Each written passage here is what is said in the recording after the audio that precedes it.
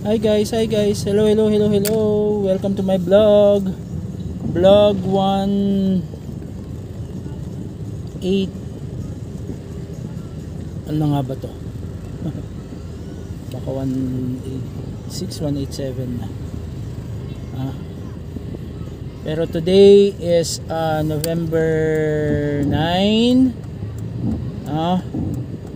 At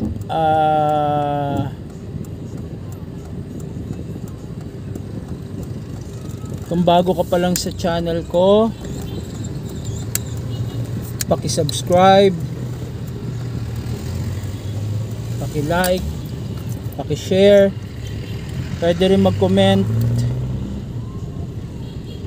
at paki-hit na rin yung notification bell para ma-update ka sa mga bagong videos na upload ko.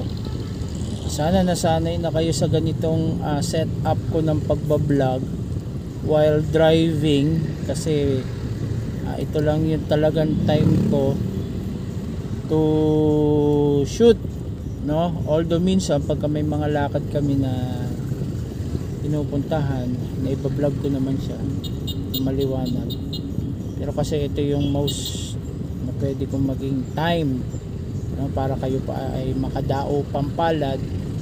Talagang pagka minsan ay madilim, ako nakikita, no? Today is Thursday, supposedly Throwback Thursday. Throwback Thursday tayo. I think last month, October, meron pong isang barya na kung saan ay nabili, no, ng isang auctioneer, no? So, ibig sabihin ipirinisinta ang baryang ito sa isang auction, ano po? Pero bago yon, alamin muna natin saan ba nagsimula yung salitang barya, no? So yun nga, ang history natin ngayon ay tungkol sa barya, o yung tinatawag natin coins, no? Money siya, pera siya, pero in form of coins. Ang barya ay galing sa salitang Kastila, no? Na kung saan ito ay tinatawag na barilya, no? So ang proper Spanish name niya is Spanish word na ay barilya. So yun po yung origin ng salitang barya. Itong baryang ito na kung saan nabili sa auction last October, kung hindi po ako nagkakamali, ay nagkakahalaga na 1.4 or 1.8 million. Diba? Bakit ganun kahalaga? Kasi nga yung history beyond, no, doon sa perang yon. Ano yung history beyond doon sa perang yon? Okay? So yung pera na yon, yung barya na yon, yung coins na yon, ay ang kauna-unahang barya sa Pilipinas. Yon ang kauna-unahang barya na inilabas sa Pilipinas at ginamit sa pangangalakal, pagbayad, no? So yun yung history beyond. Yun yung naging dahilan kaya siya naging 1 million plus, no? Almost 1.5 or 2 million na, no? Kung hindi ako nagkakamali. Kasi nga ang form ng money noon bago dumating din ng Kastila ay sort of ang trading kasi noon ang ipinambabayad usually mga gold, jewelry sa mga traders galing sa China, no? At ito ay, hindi ako nagkakamali, sana, no? Hindi ako nagkamali, 1700 or 1600s, or sa pagitan ng 16th to 18th century na magawa ang baryang ito.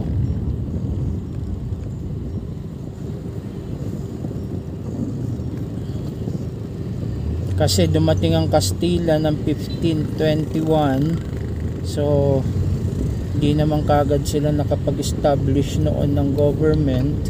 At the same time, ang totoo, that year natalo sila kay Lapu-Lapu, di ba? So definitely hindi siya 15th century, more or less 16th century, sa pagitan ng 16th century to 18th century. So yung kauna-unahang barya, no? Yan, tulad ng nakita nyo kanina, yan yung barya, yan yung itsura ng barya na nakita o nakuha noong pampanahon na yon, no? At in-auction siya last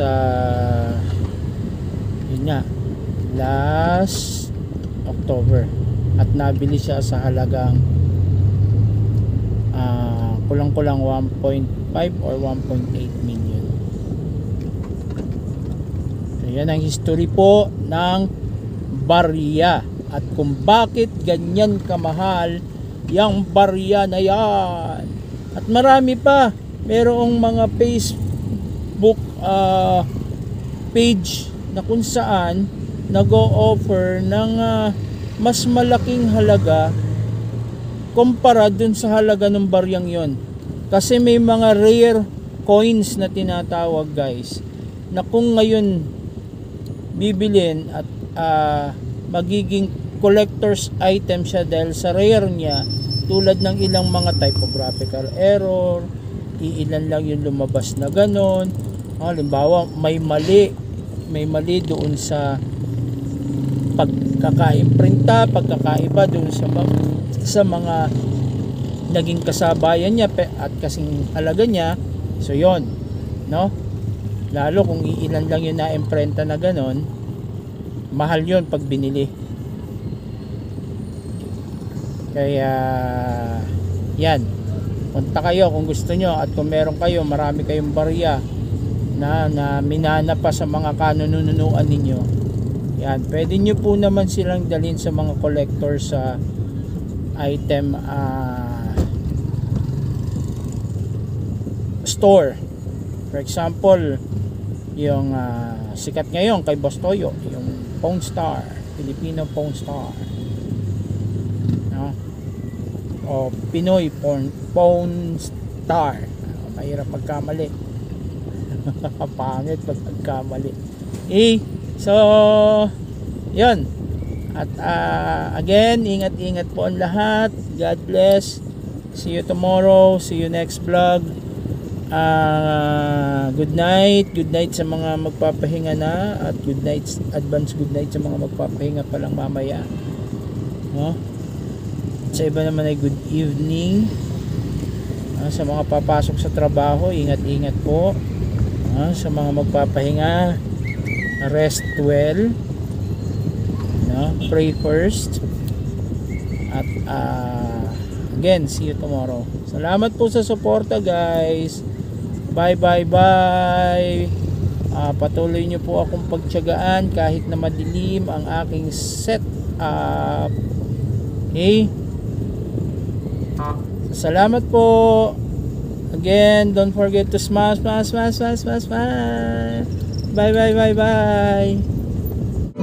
Enjoyed this video? Hit the like button and share with your friends. Also, subscribe to our channel for more videos like this. Thanks for watching.